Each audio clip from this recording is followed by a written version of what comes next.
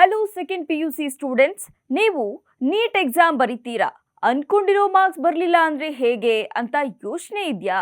MBBS ಸಿಗದೆ ಇದ್ರೆ ನನ್ನ ಮೆಡಿಕಲ್ ಕನಸು ಮುಗಿದೋಯ್ತು ಅಂತ ಅನ್ಕೊಳ್ತಿದ್ದೀರಾ? ಪ್ಲೀಸ್ ವೇಟ್ ಮಾಡಿ.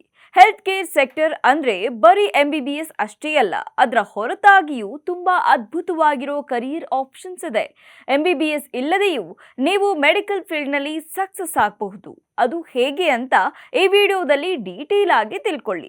ಮೊದಲನೇದಾಗಿ BSc ನರ್ಸಿಂಗ್ ಮತ್ತು BPT ಅಂದ್ರೆ ಫಿಸಿಯೋಥೆರಪಿ ಹಾಸ್ಪಿಟಲ್ ಎನ್ವಿರಾನ್ಮೆಂಟ್ ಇಷ್ಟ ಇರೋರಿಗೆ ನರ್ಸಿಂಗ್ ಒಂದು ಪವರ್ಫುಲ್ ಆಪ್ಷನ್. ಇದಕ್ಕೆ UK, ಕೆನಡಾ ಮತ್ತು ಆಸ್ಟ್ರೇಲಿಯಾದಂತಹ ದೇಶಗಳಲ್ಲಿ ಹೈ ಡಿಮ್ಯಾಂಡ್ ಇದೆ.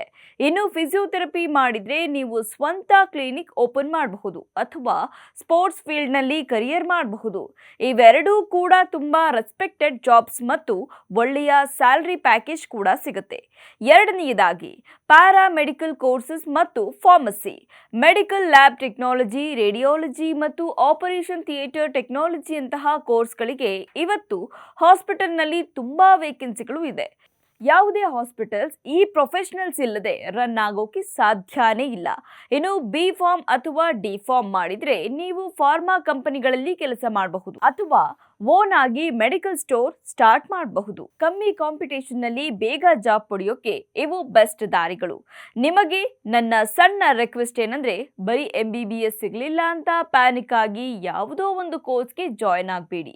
ಯಾವುದಾದ್ರೂ ಒಂದು ಕೋರ್ಸ್ ಸೆಲೆಕ್ಟ್ ಮಾಡೋ ಮುಂಚೆ ನಿಮ್ಮ ಇಂಟ್ರೆಸ್ಟ್, ಲಾಂಗ್ ಟರ್ಮ್ ಸ್ಕೋಪ್ ಮತ್ತು ಫೈನಾನ್ಷಿಯಲ್ ಕಂಡೀಷನ್ ಬಗ್ಗೆ ಯೋಚನೆ ಮಾಡಿ. ರಿಲೇಟಿವ್ಸ್ ಫೋರ್ಸ್ ಮಾಡ್ತಾರೆ ಅಂತ ಅಥವಾ ಕಡಿಮೆ ಕಟ್ ಆಫ್ ಇದೆ ಅಂತ ಡಿಸೈಡ್ ಮಾಡೋ ಬದಲು ಈ ಫೀಲ್ಡ್ನಲ್ಲಿ ಬೆಳೆಯೋಕೆ ನಿಮಗೆ ಪೇಷನ್ಸ್ ಇದೆಯಾ ಅಂತ ಚೆಕ್ ಮಾಡ್ಕೊಳ್ಳಿ.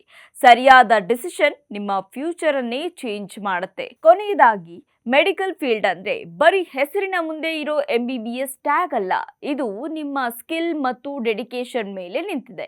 ಡಯಾಗ್ನೋಸ್ಟಿಕ್ಸ್, ಥೆರಪಿ, ಮೆಂಟಲ್ ಹೆಲ್ತ್ ಮತ್ತು ರಿಹ್ಯಾಬಿಲಿಟೇಷನ್ ಅಂತಹ ಪ್ರತಿಯೊಂದು ವಿಭಾಗದಲ್ಲೂ ಸ್ಕಿಲ್ಡ್ ಪ್ರೊಫೆಷನಲ್ಸ್ಗೆ ತುಂಬಾ ಬೇಡಿಕೆ ಇದೆ.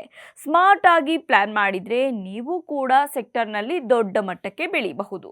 ನಿಮ್ಮ ಫ್ಯೂಚರ್ ಪೇಷನ್ಸ್ ನಿಮಗಾಗಿ ವೇಟ್ ಮಾಡ್ತಿದ್ದಾರೆ. ಸೊ ಧೈರ್ಯವಾಗಿ ಮುನ್ನಡೆಯಿರಿ. ಇಂಥದ್ದೇ ಲೇಟೆಸ್ಟ್ ಎಜುಕೇಶನ್ ಅಪ್ಡೇಟ್ಸ್ಗಾಗಿ ನ್ಯೂಸ್ ಫಸ್ಟ್ ಎಜುಕೇಶನ್ ಸಬ್ಸ್ಕ್ರೈಬ್ ಮಾಡಿ. All the best.